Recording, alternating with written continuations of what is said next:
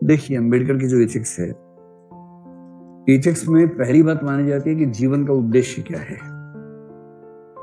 तो यदि जीवन का उद्देश्य समझे उनके हिसाब से, भारतीय दर्शन में 4 भाग छोड़ के बाकी सब क्या बताए गए हैं? जीवन के 4 पुरुषार्थ हैं, धर्म, अर्थ, काम, मोक्ष। और इनमें से परम पुरुषार्थ कौन सा है?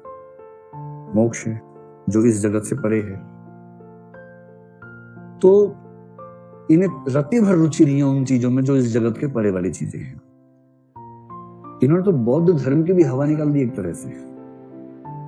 जैसे बुद्ध ने कहा था कि पुनर्जन्म होता है, ये बोले नहीं होता पुनर्जन्म। तो लोगों ने कहा बुद्ध ने तो कहा था और आप बुद्ध की बात कर रहे हो। कह रहे नहीं, बुद्ध ने नहीं कहा था, बाद के लोगों ने ठूस दिया बुद्ध के नाम से।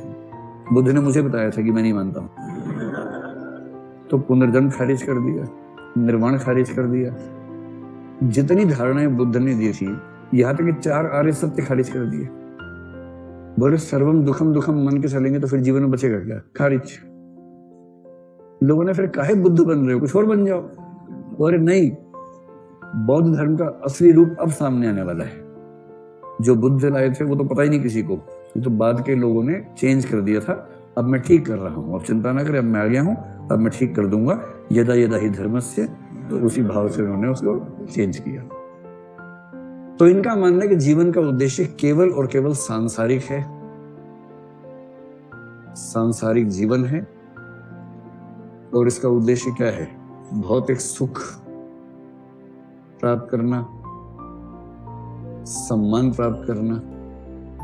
सम्मान के साथ समानता शब्द भी लिख लीजिए। सम्मान, समानता, न्याय, अधिकार। जीवन का वास्तविक उद्देश्य ये सब हासिल करना है, न कि किसी परलोक के चक्कर में पड़ना है।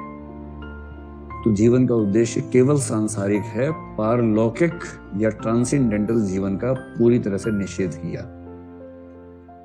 तो हमें कुछ भी उस जन्म में नहीं चाहिए, ना अगले जीवन में चाहिए, ना मृत्यु के बाद स्वर्ग में चाहिए। जो चाहिए यही चाहिए। क्योंकि गीता ने बहुत बुड़बक बनाया है बहुत लोगों को। और इसलिए जो अम्बेडकराइट्स हैं, मैं 1-2 अम्बेडकराइट्स को जानता हूँ, अच्छे विद्वानों को।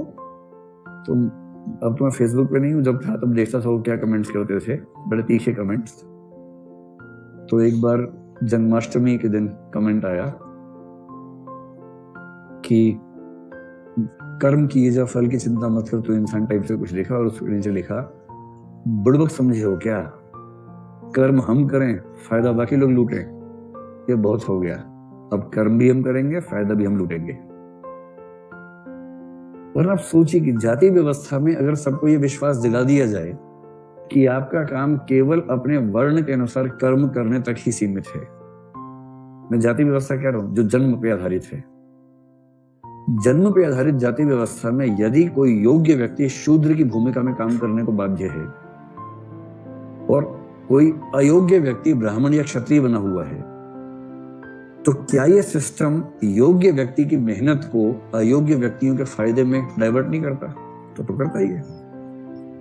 और इसलिए अम्बेडकराइट्स कहते हैं कि बहुत हो गया, मेहनत हम करें, फायदा कोई और उठाए, अब ये नहीं चलेगा। और इसलिए इनका सिंपल मानना है कि जब भी कोई आपसे पारलौकिक बात करे कि अगले जन्म में मिलेगा, मोक्ष में मिलेगा, निर्वाण में मिलेगा, ऐसी किसी बकवास में नहीं आना है। केवल और केवल इहलौकिक उद्देश्य तक सीमित रहना है और इस जीवन में ये सब चाहिए, ये ध्यान रखना है। फिर उनके एथिक्स का सबसे महत्वपूर्ण जो सिद्धांत है वो है समानता।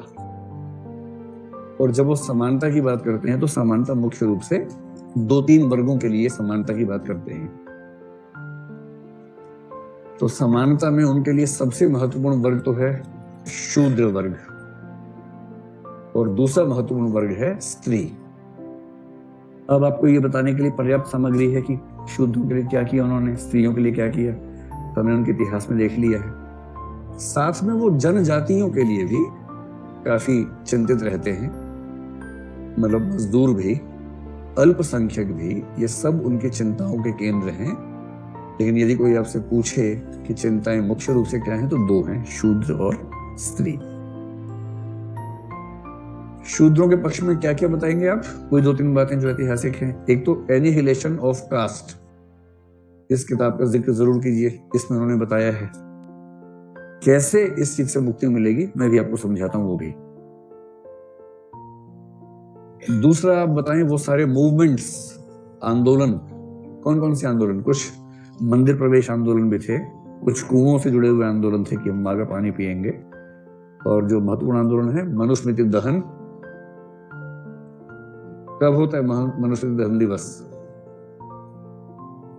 25 दिसंबर है, उसका जिक्र कर दीजिए।